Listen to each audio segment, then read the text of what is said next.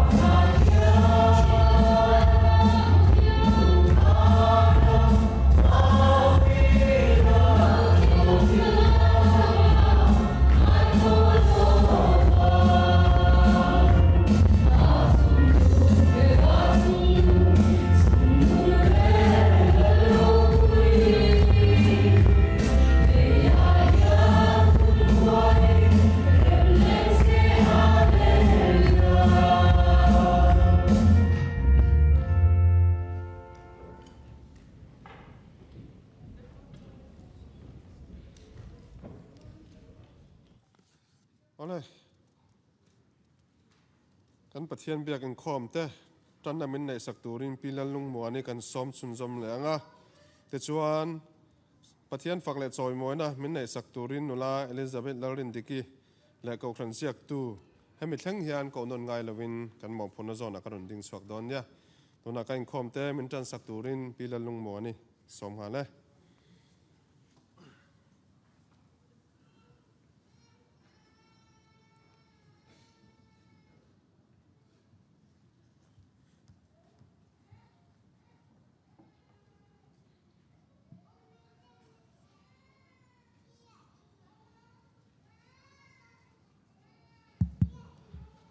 Amasaberin zanina kauran troi tu tekal tanga pathian khongai na ple du sakna ka chana wain gan pathian ming fakin omro se pathian thu thiang lim lo chiarang karon chiar deu teu dona mun thuma karon chiar dona amasabera mathaya bungkhat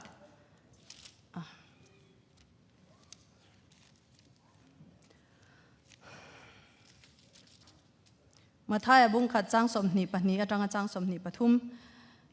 tin lalpan zol nei ka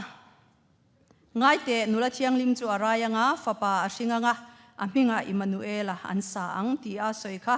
alo thlen theina turin chung zong zong chu alo omani Emmanuela chu kan hne na pathian om ti na ani bungni chang som pahni na tin heroda hne na kirle lo turin an manga shila an oma wangin an mani kholama kongdanga an hota tikani sela ti chon luka kan chiar lenge luka bung ni chang som ni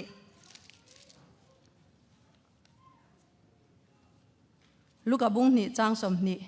tin beram veng tu te chuan van tir kaushil ange ya engkim an hmuwa an thiata wangin pathian choi moi le fakchung zelin an kir le ta lalpan thu kan chiar te kan za tan mal min som sakro se kan tong tai na inkhom na hlan nai no neyang Hallelujah, hallelujah, hallelujah. Kung ina le zang ina khat lalpa kan lo malom thu kan shila che. Hun cha hun do min pe hi pian champa lalpa urlok ni te dam tak mai min roi thleng le imi te mi hei jong mai bia bu in chiang thima lalpa min hip khom le wa in ming ro pui kan fakalom thu kan shil che ni. Lalpa zani ai thu te kan chiar to angkhanin I pian champa lalpa nang ma beram bong in klom taka lalpa na izalai o mahron mutu te mi fing pathum te poni se lalpa tun ma an kal na te ho sana kong danga nang man mu nu che chon kong danga an hota ang le beram veng tu te poni se lalpa nang ma ran cho pek na thlenga nang ma an mu nuwa che chon lalpa lim tak le lom tak le nang ma fak chung zelin an hun ti an mang zel ang khan helai mun ro kal khom te zong zong poi lalpa chin lung cha pau thin te fel in ti thin te cha in ti thin te thian te aya lalpa na in ke ma shede ur shada in ngai thin te kan ni ma se lalpa na I thu te kan chiarang khan khongai takin I thu in mi mal ti te min chui chuak non le la izangai na wangin lalpa na in ngai tlom le thun noi rol taka ike bula lalpa na in bultan le thei tur helai mun kal khom te zong zong hi khongai takin min siam thar le ang che zania lalpa kan lom lom thu kan shil che kan ji ngai omani ti kan sia in khom te bul min tran sak to wang pon lom thu kan shil che ni nakin ai fakla kan sak tur te I thu kan ngai thak le tur zong zong a pol lalpa na khongai takin I thrau chiang limin kan jing alo zalen zella kan fakle kan choi moi ber chunang mai ni ti min sia non tir zella ni tin lalpa nang ma an ko kan nun te siam thar zai thei turin lalpa he ko than mem bar zong zong te hi I thrau chiang limin chung khat thar le ang che chung zong zong chu kan lom thu ne Chris ai swami ko pharo pe ron dil ngon la ne amen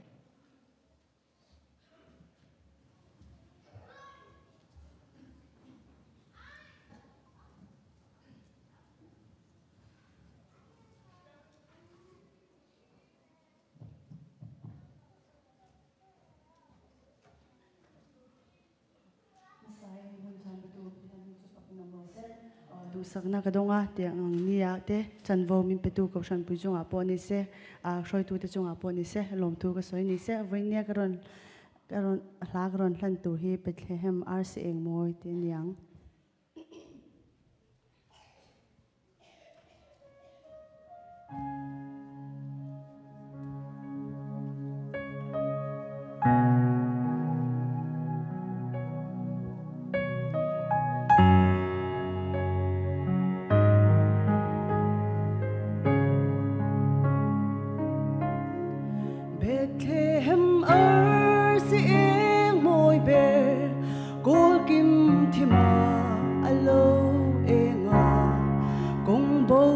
tan em nó run bê a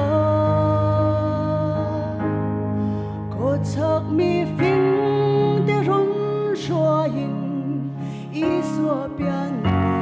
a run thế nào bê thế hem ở sẽ ngồi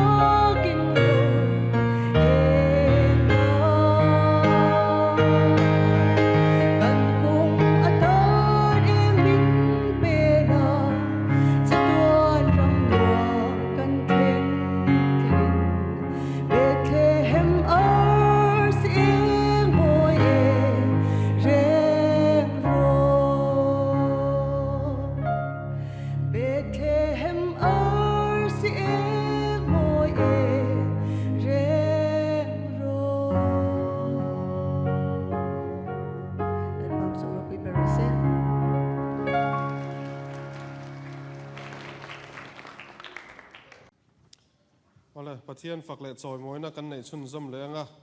Pathian phật lệ choi moi na kan nei chung hian thilpek la khom na kan nei nga kan thilpek te hi tangwal lan lun moyan Pathian hena min nan sak don nya tuna kan zawai dingin Pathian phật lệ choi moi nei lo neang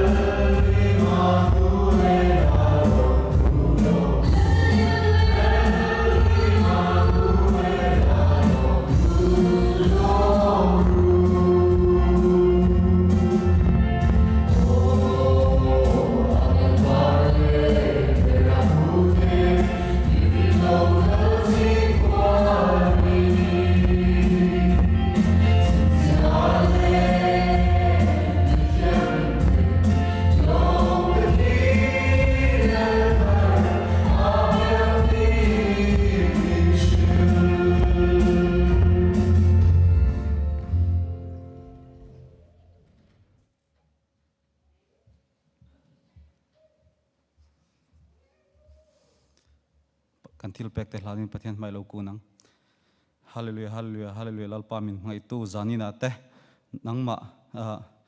fak thai tura hun tha hulom borok tha te min pek awai ne lom thu khrilat che lalpa zanina helai mun karan kol khomin lalpa tholom tek karan kil khom lia heng the lalpa iram zawna tan lalpa nang min man sakla lalpa apetu te po ale tam takamal som tur che in kan lalpa iso krista mingin hina karan hlane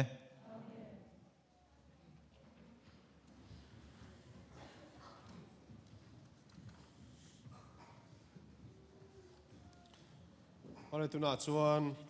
pathian thu cha nei thlak na hun kan nei le ton tonga hei zain zan thlamuang ani a hun te po kan lamang rei lowa tin zainin urlok zan thu cha soi tur kan pastor kumina hei urlok zan avoi khat na tur ani boka chuwang chuan hun ren lo sela ti kha kan soi ma sadu a ke chuanin hemi zo aleng kho ma hun man to turani a chuwang chuan kan hun te hei ana thol em em a zalen taka hun bang turin kan thil sedu bok ni sela ti khani ro se tuna pathian tu chai ngai thak na hun kan nenga pastor jelang rong bola Isu Krista min kan som ha le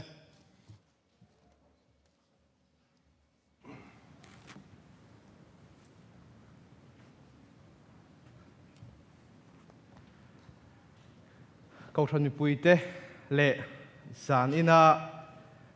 khổ la tăng mi rồi khom bùi tu te zong zong kan lalpa Isu Krista ming chi bai ka buk veka cheu na ron soyang khane urlok zana hun ka voi khat ne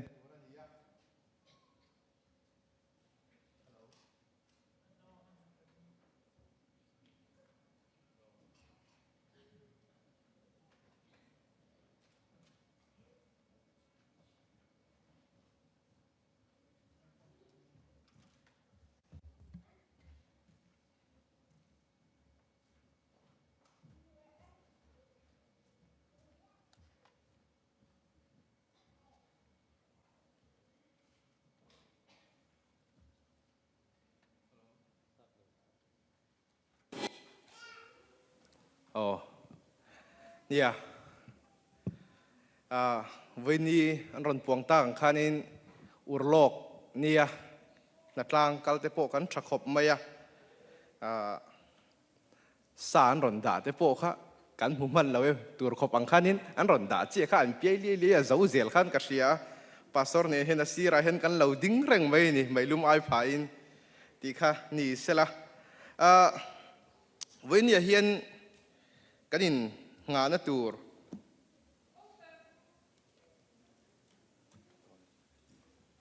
hay kan vua lấy lọc ngay mi lông hạc mấy ru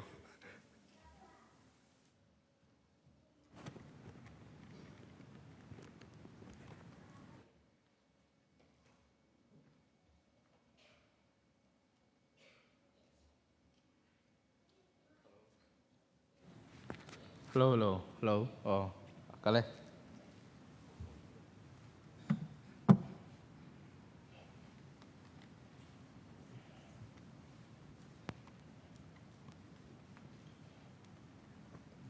chuanin khong ai na chung lam kha PowerPoint kha min lo ka chua sak ula tunai muang son venia kan thu pui tur chu Bethlehem a ikalang u ti ania kan Bible chang in nga tur chu in lo en du chuan machin apo khan ron chiar to a then chu chanchin tha ma thai ziak bung ni chang khada tanga chang rukhi karon chiaranga chimi zo nuwa chuan chang som pakhat na hi karon chiar liang pathian tu thiang hlim i lo ngai thlang u tin lal heroda alalaya judai rama Bethlehem khoa Isua alo pianin ngai te khochak lamata mi fingte Jerusalem khoa an lo kala khoyange juda telal lo piang chu khochak lama RC kan hmuwa ama chi bei buk turin kan lo kalani an tia tin lal heroda chuan chu a hriat vele amang angta a Jerusalem mi zong zong po an mang ang ve a ti chuan pui thiam lal tele le ka ziak tu te zong zong a ko khoma Krista piana tur chu azota tin an ni chuan an hne na Judai rama Bethlehem khuwa heti hian zol nein aziak kha nang Bethlehem Judai rama mi Judai khopui te zinga ite pertop lo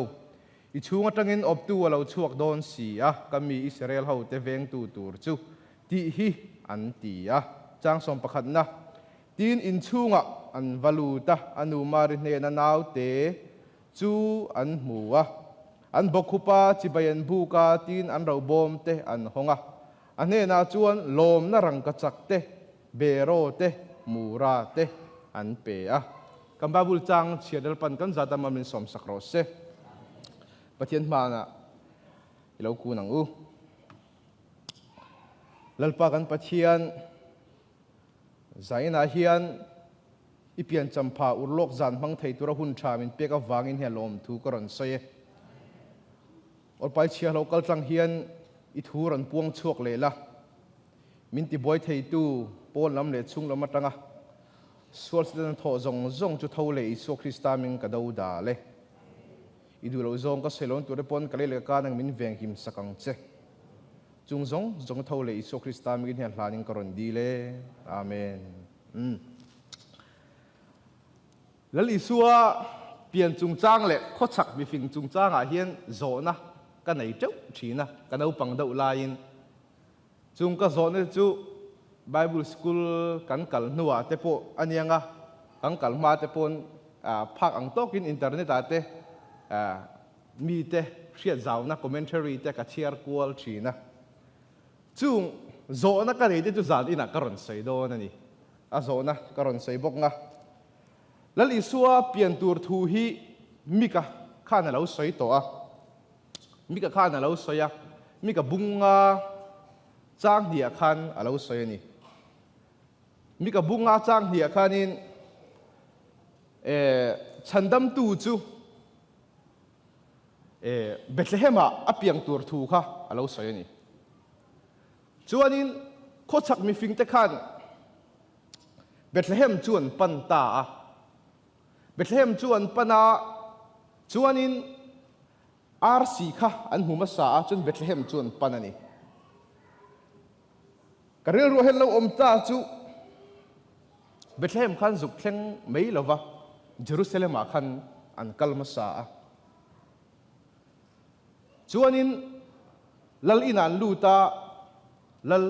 naw sen lo piang kha an hu bok si lova chuta chon Heroda chuanin pui thiam lal tele lekha ziak tu te kha akau khoma chandam tu Isua chu khoya nge pian don ti kha zo tani chuanin pui thiam lal te chuan Bethlehem a apiang don ti an thrila kho chak mi fing te chu an chuak le lal in atang chuan lal Heroda khan Bethlehem apiang don ti kha hril boka an chuaka Bethlehem lampan chuan ang kal ta ni heta hian zo na pakhat kan aya chu ka zo chu nge ti chuan enge tinge pui thiam lal tele lekha ziak tu te hian chandam tu chu Bethlehem a apiang don ni ti an thra ve thau sia chi bai bu kin ang kal ve lo ti hi zo na ka nei thina ramla tak atangin an ron kal wanga khosak lama RC an huwa an ron kal wang mika ziak hi mika lekha bu hi an nei lo ti hriata mika hian Bethlehem a lo piang don ti a lo soi to a masang pui thiam lal tele lekha ziak tu te ka chuan mika ziak po an nei zol nei lekha ziak te pon nei a Bethlehem a piang don ti an hrevek eng wange chi bai buk tur nang kal ve lo Bethlehem a chuan a chana ni om alang a ka hriat te chu pakhat na chuan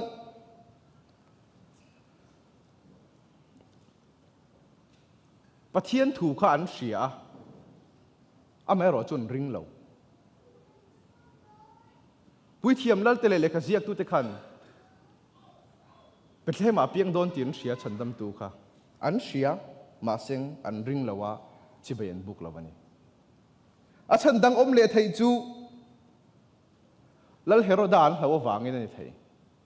a chan chu lal Heroda kha lal sual tak mai ni a tuna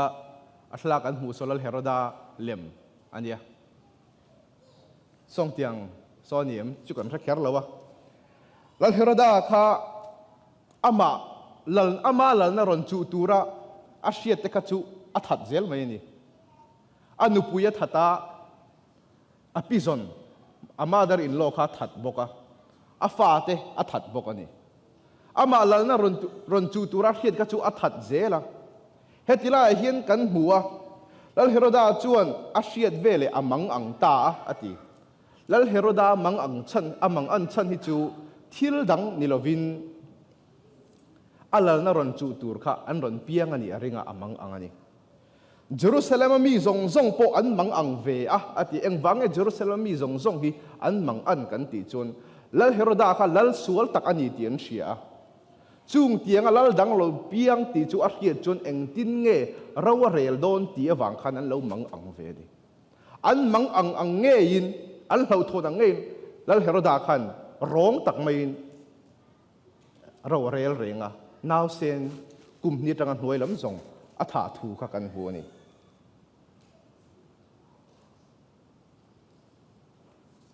chuanin zona dang ka nei le chu RC hi chanchin thabu te kan chiar chuan khochak mi fing te chau te khan hu ni berampu te po khan an hulo berampu te ne na chuan vantial ka ron in lara chuanin RC hi angein ngei dan chu ka khelawa an mureng lo ni in alanga chuna te an mulo te po ni in alang chu wangin Jerusalem kha an pan ta ni het chu ta chia chuanin zona karon lang karil ruwa zona ka nei le thin chu khochak mi fing te tan khanin RC an hu khan tharau thiang lim an nuna thu soi tura ka ngaya chu RC an hu chuanin eng tin nge RC kha khochak lama an huwa east lama khan RC an en chuan eng tin nge Jerusalem pan na chang an hriat ti hi karil rom ta ni achan chu en ta ila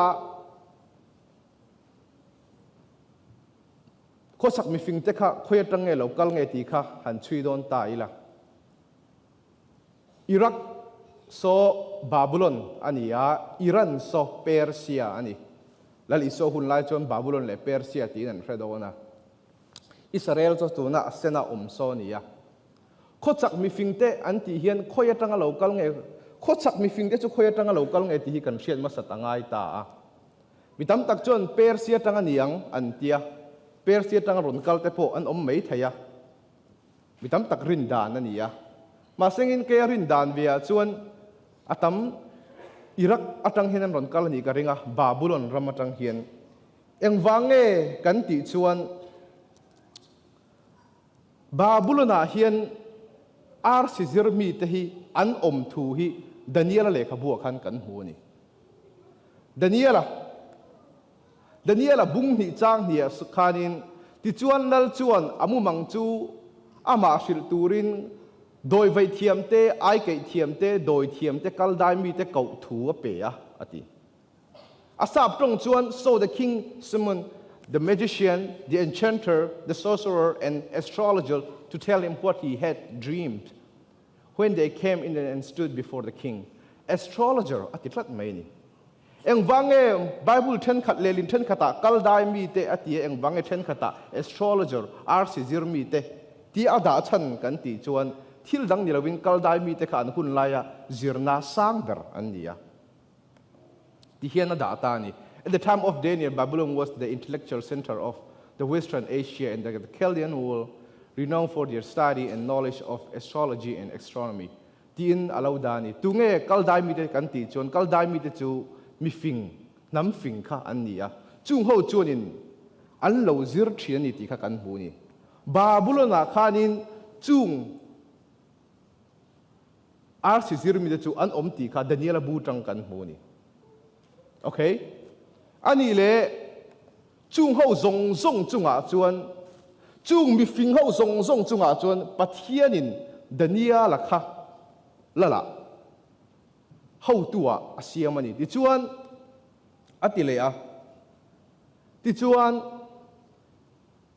lal chuan Daniel chu asiam liana thil pek ro pui tam taka pe a Babylon ram bial pum puya ro rel tur le Babylon mi fing zong zong chunga how tu ber ni turin asiama ati aom zia chu Daniel kha Babylon ram kanungkar December satira kan Daniel chungchang ka soi towa Daniel kha mi fing ho zong zong chunga khan how tu om ti na ni chu chon Daniel le khabu kha Aramaic tong le Hebrai tong a ziak ani ka ti towa om zia chu khochak mi fing te hi Babylon ramatanga local an ni arin oma ani chuanin an ram an empire arau pui lai bera an mi fing ho zong zong ho tu le khabu he Daniel le khabu pathian le khabu thiang mi akopi emo an ma ni tongin an nei kharin om hle ni om zia chu heng khochak mi fing te hian Daniel le khabu hi an sia ti na ni aron lang zel dona chuanin mathai ziak khan kalta ila mathai ziak bung hi chang som pakata khan thil pek pathum an peta ni chung khochak mi fing te chuan rangkachak te bero te mura te an pe ni an pe a karon chiar to lawanga chuan malai chuanin heng khochak mi fing te hi ming an pe a an ming tak tak ani ro chu ani chuang lawa an phua sakani man lai ti ti a chuan rangkachak petu kha Khespera an tia chuanin be mura petu kha somi Melchora tia lamtur nge chuanin atop ta bera khami rangkachak te bera mura petu kha Belthasara ti ni an ming shim so in en chuan a Babylon ming hle ani Daniel a Babylon ming kha Belteshazzar ti ni an ming shim po kha a Babylon ming hle maya chuta chuanin an thil pek hianin an thil pek atang hian lal isua lal lo piang tur hi an khe chiang hle ti a hriat ani pakhat na chuan rangkachak gol chuanin lal ni en tira lal isu kha lal ni en tira bero frankincense chuanin pui thiam ani en tiran ti thina ma sengin en tir na danga nei nin ka hria kai chuanin pathian ani na po en tir nin ka hria a chan chu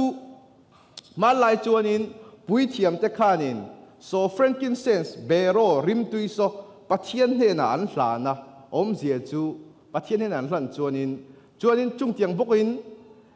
khochak mi fing te khanin bero kha lal isuan he na an hlan chuan lal isu kha pathian ani ti en tir na po ani ni ani chu lal isu kha pathian ni ti an hria ni mura mi thitur en tir na ni mi hring taksa an chu thin ani eng tin nge khochak mi fing te khan lal isu kha ala thinge don ni ti an hria eng tin nge van lal fa pa chu mi hringa aron chang don ni ti an hriat eng tin nge ala thi don ni ti an hriat kan ti chuan thil dang ani lova Daniel le khabu khan ti hian aron mi hring fa pa ti aman na chang pakhat awma he chu karon thil fia to lowanga tin za in larna te chuan ngai te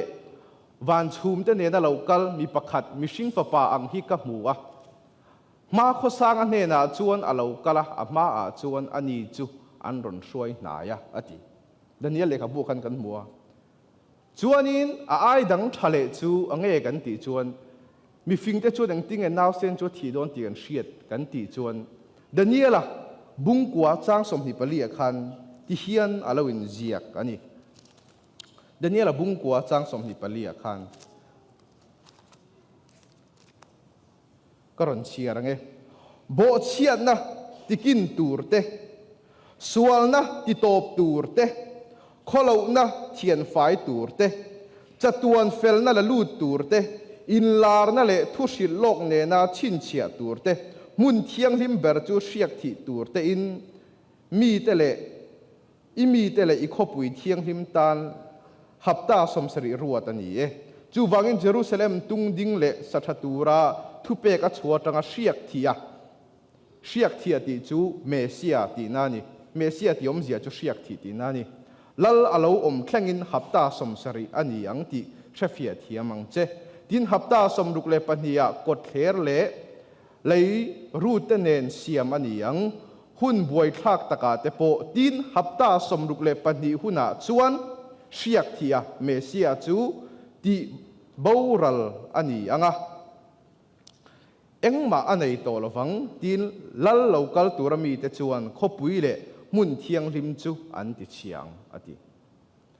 Daniela le khabu hi khochak mi fing te hian Daniela kha babulona alo to tlata wangin an nei arin oma Daniela hian siak thia mesia local turi alo hril lok sa vekani chuan a thi don ni ti po hi alo soi sa ni asap tonga chuan anointed one will be put to death ati khochak mi fing te khan mo he kan pathian le khabu hi an ring ani pathian hi an ring ani ring lo sela chu RC ring lo sela chu chibei buk tur khan an ron kal kher arin omlo an ring ani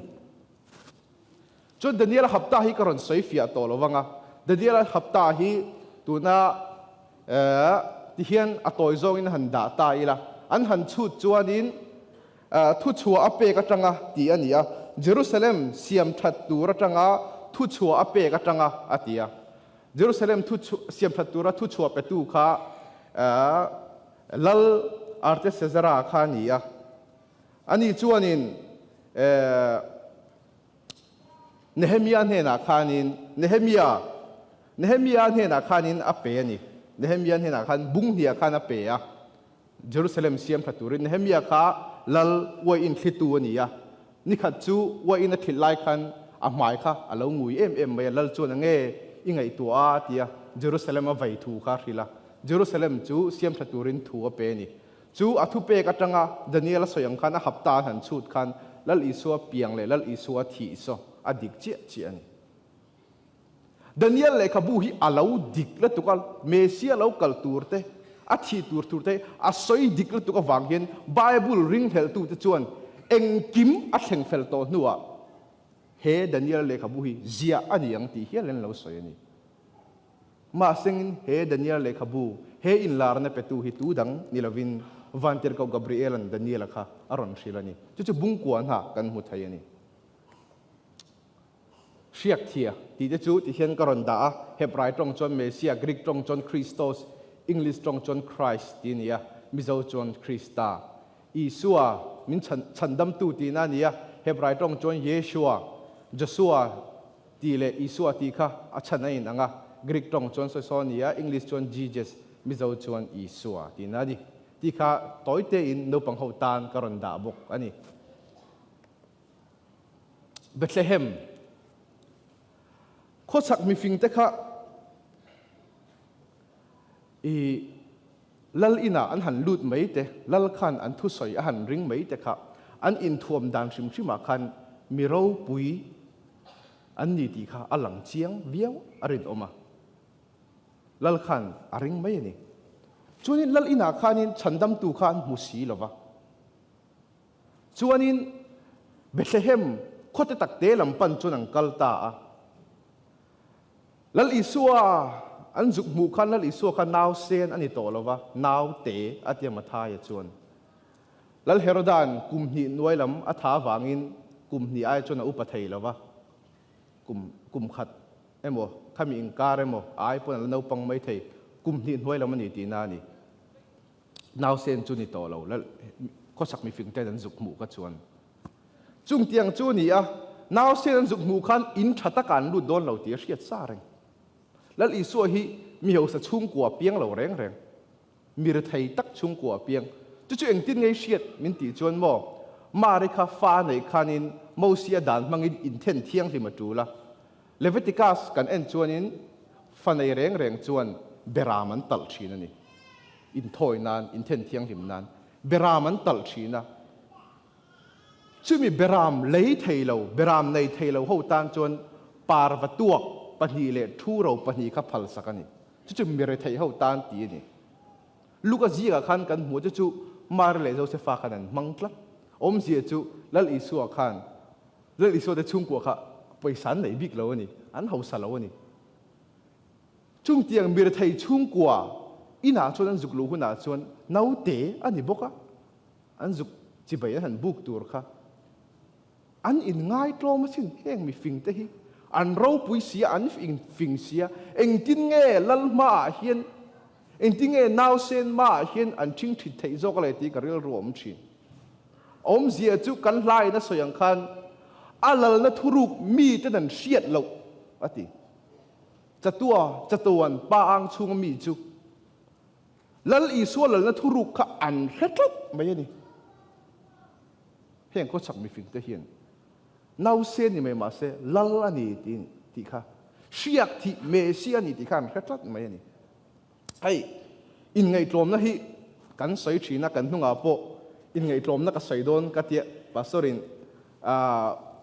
pamaman in ngai tlom na lam pangkha soi to in ka sia atia kan soi ai tang lo tura ngai la in ngai tlom na chung chang hi tlem han soi ri ka duwa in ngai tlom na kan ti hian reverend si chanchin moya thu soi ma na ka ngai thak to hi ka rel ro ron lang thina hei kai po hi in ngai tlom ka duwa in du ve vek ka ring mi din zong poi kan du vek ka di thalai te po ko in ngai tlom in duang being humble ni chu kan du vek ma sin kan humble thei lo ni cái gì ngay trôm thấy mía lâu, em vàng in bố, hey, thì hiện nay in ngay trôm hết chú, cần kiêng tết diệt hiện cái lời ngay trôm chín, thì hiện hẳn sấy phía tay là, sấy yang chia chúng cái rốn sấy phía thiếm to là vâng à, thalai tên hiện là bộ cái sấy to, vậy là cái tu sấy tắm ta cái thalai tên hiện là trong cái sấy to hey, cái này ai nuôi lệ pa thế, sắp trong thiếm lâu, thế là cần chuan sắp trong ha kan thiam em mai ni a sa phau kara kan chon kan thiam lo zia kha langa kan tong thavak pai to lo mai thlai te point ni be vek ka ring a chan chu ke ni ai thiam an tlat awang khanin kol tong takin alu khan kan lo win ngai trom mai ni chuanin bol pe na po ni tho ke ni ai thiam ke ni ai in fit ke ni ai tlan chak ne na chuan bol hi kan chok pai lo reng kan kia bol ron oma kan pe chuak hal a chan chu min lak sak thei ti kan ria kai ni aya thiam lo kai ni aya in fit lo te he na te chuan ne ma re mo ti mai turin bol kan chok a chan chu mo kai ni aya thiam lo le kai ni aya chak lo he na khanin thiam lo anga om kha har la tu ai ngai tlom thei lo reng cái ni ai phình lâu cái ni ai xe lâu nên là chôn xe lâu anga te chu har takani du kan nam tluk thei du kan pai tluk thei te nên là chôn chak lâu đâu anga te chu har takani ani le mi hi ko sak mi phing te ang hian ro pui đâu si phing đâu si hau sa đâu si hian eng tin ngai tlom thei kan ti chôn thil dang ani lo pathian man ding tam wang ani pathian ma thing thi tam reng pathian ni na in pol tam reng chu mo anin ngai tlom ngai thin eng wangin mo pathian chu arau pui ma a phing ma eng ti khopon lo phing mala nang ai phing ta wangin nang ma ai phing zok na i leng tam chon i chapau thei lo sim in ngai tlom na chung chang ka tui tlat me soi chun zom zelang hun inga ati boka kan yut pasar po thu sai right at in lo ti pon poi to chong lai kumaral do ne mo hey dik ta ka soi chuanin min han soi sel te po hi soi sel na tur kai man ya te po hi in ngai tlom na min soi tu ni thina chung qua kan han fel vek lo te kan han thavak kan han tha fel vek lo te kan han thafam kim lo te asual tok an lo te emo kan han thafam kim lo sim hi atha kan lo in ngai tlom chung qua ka lo thavek tai la lo fel fam kim vek tai la mo mi te ma hianin chapau ol do mai nia ถ้าฟังกิมเบกละจูมีนูปากันสวยเสียลงมีฟ้าแต่กันสวยเสียลงมีนูแต่กันสวยเสียลงมีป้าแต่กันสวยเสียลงมีชุ่มกัวกันสวยเสียลมาอย่างกันถัดฟังกิมเบกแล้ววางินกันนูปาพวกกันถัดฟังกิมแล้ววางินกันเราอย่างง่ายจมแหวไม่นี่อาจารย์จูมีปนหนังนี่ชุ่มกัวพวกไงนี่บิ๊กอินเตียค่ะกันสาวสักตาแล้วง่ายจมแหวไม่นี่อาชาเวลเล็กไหมดิกตะก็สวยชวนกูครั้งกันหันจะฟังกิมเราจะพอยังฉาถ้าแทบทบอีละจุกันจะเป้าเวียงไม่ถึงช่วยตูแต่โปะแกนี่ป่าสดแต่โปะอิงคอมเวกอีละจุกันห้อยจำเบี้ยวต่อไม่ถึงนี่มาสิ่งนี้กันหันจะฟังเราจะฉาประเทศนี้น่ะกันจงใจต่ำผาจนกันเราอย่างไงจอมง่ายๆผาส่วนตัวกันเราอมคันจุประเทศเริ่มรวดดันไปขี้เหล่านี้จะเป้าลุตุกตัวพอให้กันเราอมเราที่ข้าอินไงจอมนั่นลำอันนี้ก็ร้อนเปียงทุยได้อุตกันนี่จูประเทศนี้น่าเลี้ยงดุนข้าก็สวยตัวมันก็ให้เราโกรธผู้ใหญ่เห็นฉลาดจนก็สวยงุ่นต่อขบไม่ยังอินไงจอมตัวจนประเทศนี้เราเลี้ยงดุนต่ำพี่เราปุ้ยหมอขบไม่ยังปีสิเราปุ้ยเลขาบุจีapologistic ที่เลขาบัวข้าดินกับเชียร์ฝูตายกับเชียร์กันนุ่งโลกับเชียร์เนี่ยก็ไทยที่เลจันตัวให้จุดต่างชวนนี้มิชิงประเทศนั้นมิชิงก็เสียมชันที่เองนี่ที่ข้าโซนนักการรันช่างอ่ะประเทศนั้นมิชิงก็เสียมชันจูอามาฝักเล่จอยมวยตูรินแต่กันจะชีนะอันนี้เลยประเทศจูอีฝักินจอยมวยมันดีละกันจอยมวยเราไม่ไทยมีกับเท้าเฮียน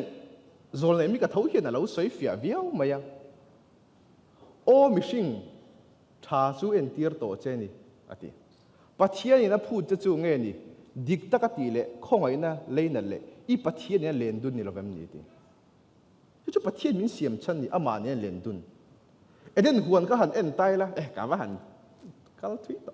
Eden huan khăn en tay la, Eden huan à khăn mồm, bắt thiên đi, mi sinh à xiêm khăn ama này lên đun chín đi. Trái khát chú thấy ra anh ấy tổ nụ khăn bắt thiên chú trái thế mà hùa đã aron vả cả mi sinh te khăn anh lâu bị rục sân này anh liang đun tổ lâu chú tuôn xem cái tí chú này lal isua hiền ama này liang đun tổ rồi mình đùa mà xem cái này chuan cái bị rục sân char char này chú bắt thiên mình xiêm chân này ama này liang đun tổ rồi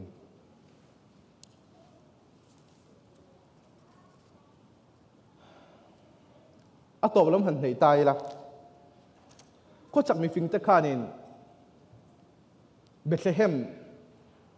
làm anh pan son thali atlem bera anti ni atlem bera thali thanga vel konga khan an than arin oma chon có chắc mình phình tất cả pathum tu ra hen kan ngai thina pathum te pon lo nianga kan Bible chon pathum an ni thu min sil lawani thil pek pathum om thu kha min sila chung thil pek e chon om zia nei vek wang ania kan soi to ma china khan ko chak mi fing te a tir got mai ni Daniel kha mi fing ho zong zong ho tua om khan mi fing za chuang te mi chung ho tu ni mi fing kha za chuang te lan om mai ni ma chu wangin eng za chi angai local an ni kan thela ba ma ro chu pathum angin kan soi thin ani ti kha ni sela an ron kalta Khatam takha an va ka ni Bethlehem thleng tur kan kunga engien tong kan hrelo ke ni po he Christmas kum thara hian kho chak mi fing te na lal isu mutura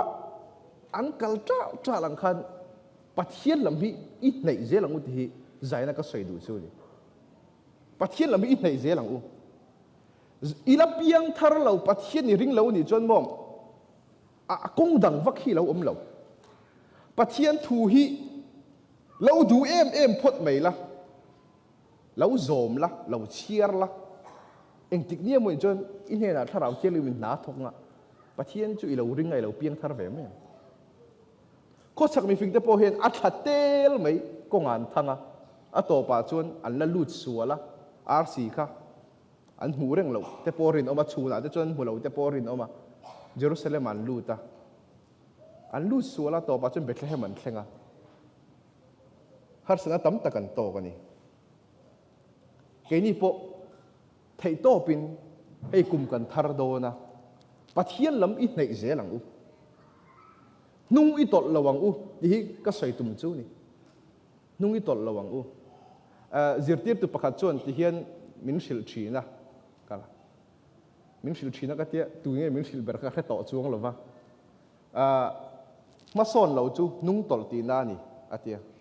mission hi ma kan lo son lo chuan nung hi kan lo tol khat thi lo nia apa ngaya om reng hi lo hara chu fitness chung changa te po ni veka chu wangin tharau lama po taksala ma po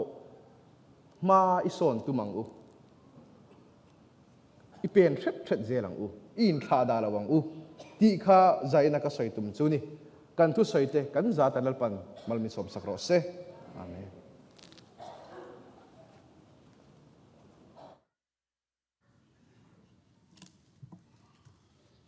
ole hei zaina pathian chu cha ro pui tak mai kan ngai thla a lomom tak zatani ti chuan ain khom te banzai kan rel chho to nga leng khom kan try tu tenan pon tak ang khan leng khom chun som hal tur ani a tu ma holovin kan zawain kilama in hoi lama kan chuk la ho don nia na pathian vak le choi moina kan nei anga Christian na bu za le palina ram thiang himalal lo piang chu ti kan sanga kan sak zo thun na kan pastor reverend dr zathong le namal som nat in kan hun te kan ti tom don nia kan zawain lo dingang Hallelujah.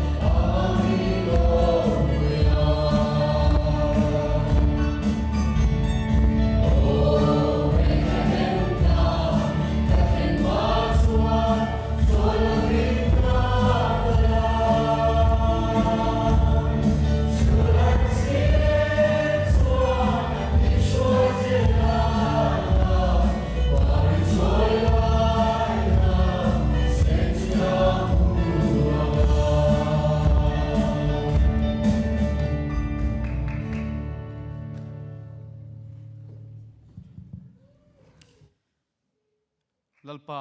i kau ran ho te nangin min om puya min kai hruaya Christmas urlok san te lim taka nang ma kan faka kan choi moi thei se hi kan lom malal pai hne na lom thu kan thil che zanina kan hun man le zel tur te nak tu ka kan nga hlal em kan hun man tur te ikuta kan hla na boina le har sat na om lowa yom puin le kai hruai na imal som na hnuaya kau ran ho te lim taka nang ma kan faka kan choi moi thei na tur chin nangin hun tha min siam sak liang che tuna hian kan lalpai suwa Krista that na le khongai na kan pa wanami mangai na le thrau thiang hlim pol na thamua na le kai hruai na du om tak chu tuna tanga kum khwanin za hne na lo thleng lom zel ro se amen